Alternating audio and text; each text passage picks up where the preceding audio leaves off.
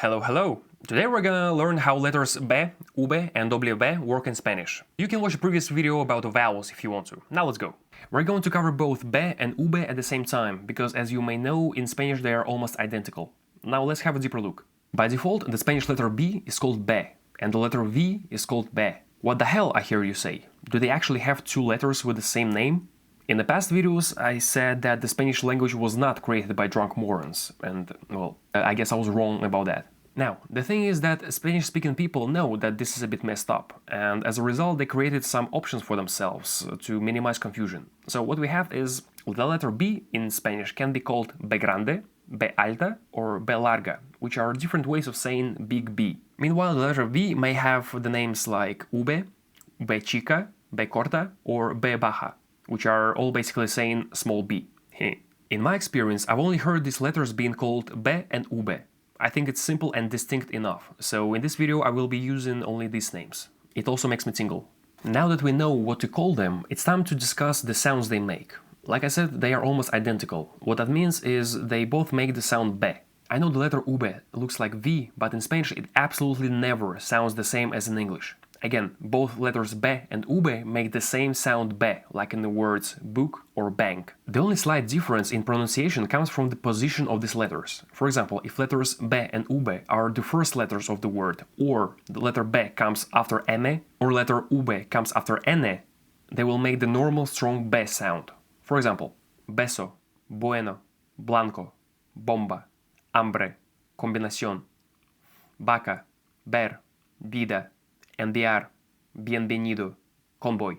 But when our letters B and ube come in the middle of the word and are not preceded by M or N, they will make the same sound B, but much softer, as if you're trying to make the normal B sound except you are giving up at the very end. Meaning that your lips only barely touch each other. So instead of saying B, you will say ve, ve. For example, dibujo, absurdo, cabeza.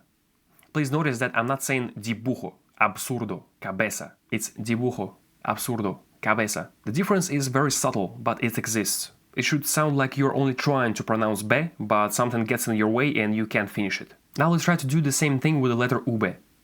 Aventura, ciervo, lluvia. Now, if you ask me, everything we just discussed is barely noticeable. I mean, it's not a problem if you say lluvia instead of lluvia. The difference is very, very subtle.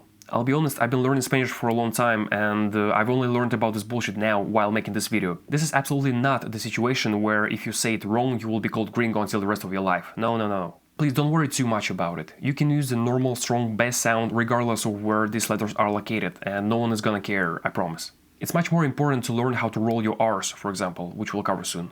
At this point, you may have two questions. Question number one. Why does Spanish have two different letters that make two identical sounds? Short answer is, as you know, Spanish language comes from Latin. In Latin, letters B and ube were different, and so the early version of Spanish also had a clear distinction between them. But at some point later in history, Spanish got patched into the new version that made half of the letters sound the same. And don't even get me started on these three abominations that also sound the same. But don't get mad at me, bring it to the Vatican City.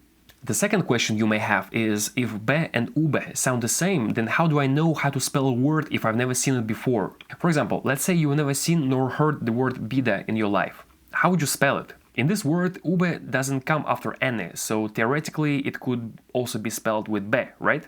I'll be honest again, and I'll say that I've never ever had a problem with this, and I think it's fucking boring, but apparently there's an actual set of rules, or rather spelling tips, that I've also just learned while preparing this video.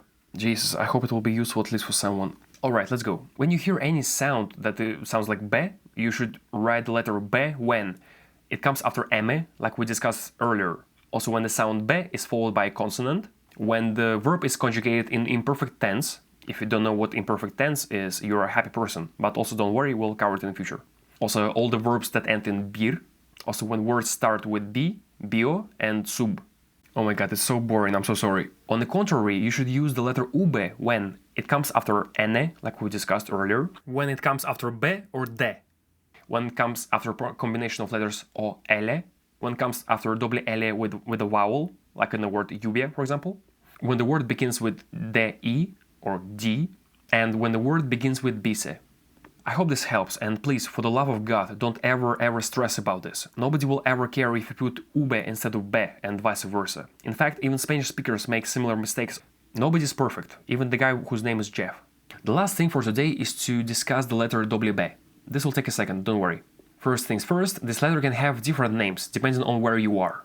It can be called B doble, doble B, doble U, or ube doble. I like WB because it looks like two letters V together. Now, when it comes to how it sounds, it's very easy. You have two options. The letter WB can make the same sound it does in English, like in words sandwich or whiskey, for example. Or it can make the same sound as the letters B and ube. That is the same sound as in words book or best. When it comes to doble B in Spanish, it's entirely a matter of your preference, and obviously if you speak Spanish, I think it makes sense to prefer the option number one. But it's entirely up to you, like I said. Another interesting thing about WB is that it's only used in words that are borrowed from other languages, which means it's very rare compared to other letters. This is another reason for you to just use it the way you do it in English.